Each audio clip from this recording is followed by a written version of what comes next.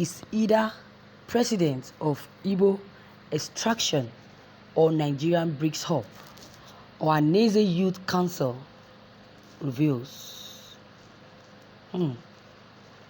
Comrade Igbo Ayaka or Igbo Ayaka is the national president of the Ohanaeze Youth Council (OYC). In this interview with Daily Post's correspondent in Owerri on Thursday, he speaks on various issues as it concerns the place of Igbo in the Nigerian political hemisphere. He insists that Nigerians should vote for a president of Igbo extraction. Experts, ahead of the 2023 election, you have continued to support a Nigerian president of Igbo extraction. What is actually your motivation? Answer: Nigerian president of Igbo extraction is a favor to all Nigerians, not even to Igbo. In fact, the deliverance of Nigerians from the shackles of bad leadership is the coming up of an Igbo person in 2023 to govern Nigeria. An Igbo person is the only true Nigeria as far as I'm concerned. That is why they settle and have properties all over Nigeria. Let me tell you, Fulani political oligarchy made a terrible mistake. They could have enjoyed why God miraculously made Igbo to be part of Nigeria. If they failed to realize this favor in 2023, they wouldn't have it again. By the end of the 2022, there will be a sign if Igbo will be part of Nigeria again, or they will have their own separate countries.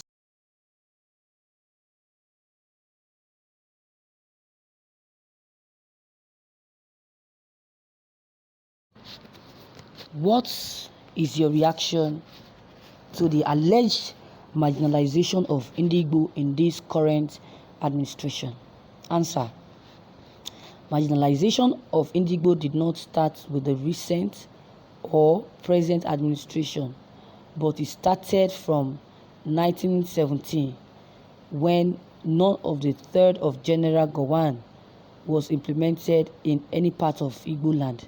So Igbo have faced marginalization since 51 years ago, that's 1970 to 2021.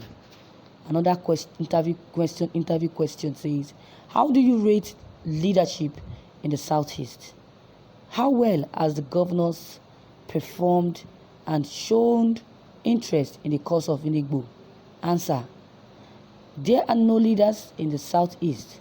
What we have here are rulers and imperial political Maradona and dribble the masses with empty implemented promises.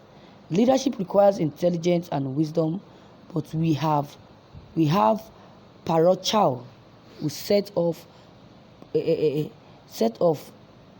cockroaches of political profiteers in Southeast, and instead of solving problems, they are creating more problems to Igbos.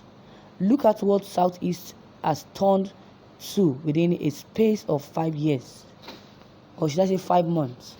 Insecurity has become one of the characteristics and symbols of governance in the Southeast. Governor Umahi, who is the Southeast Governors Forum, lacks the capacity and political will to provide security for only 5 states. Yet, we want to be a president of 36 states in 2023. How possible is that?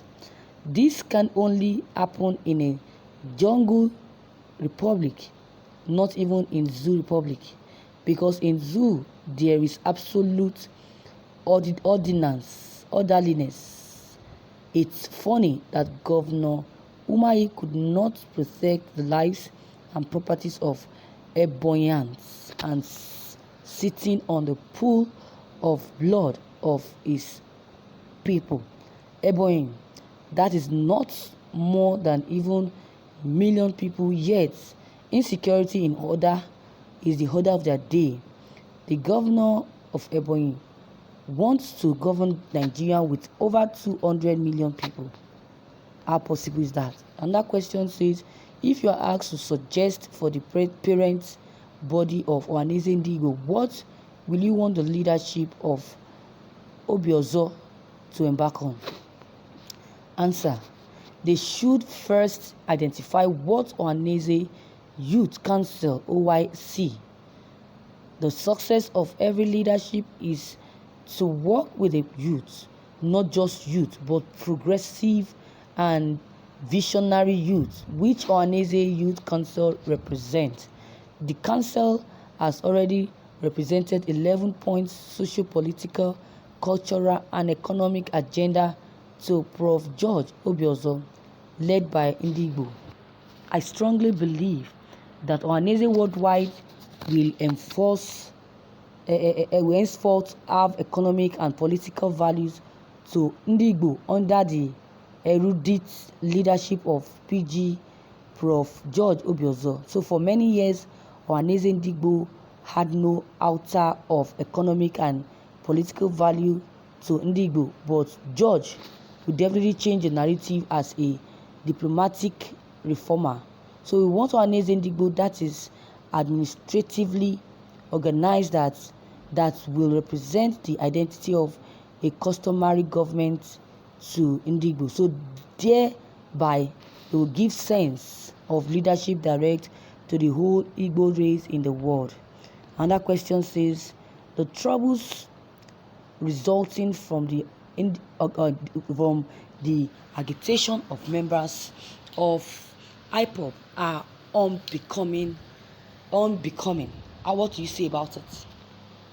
What are you doing as a youth leader to bring the youth to the understanding and doers of current tension? Answer: poor leadership, which Southeast leaders, marginalization and injustice from the federal government led by agitation of pro-Biafra, MASOP, BEAM, Eastern Progressive Congress, mobbing, Zionist, Biafran National Council, and so on. Ndigbo, they need seaports, international airports, modern railway, industrial gas pipeline, and the national electric grid. That is all I have to say for now.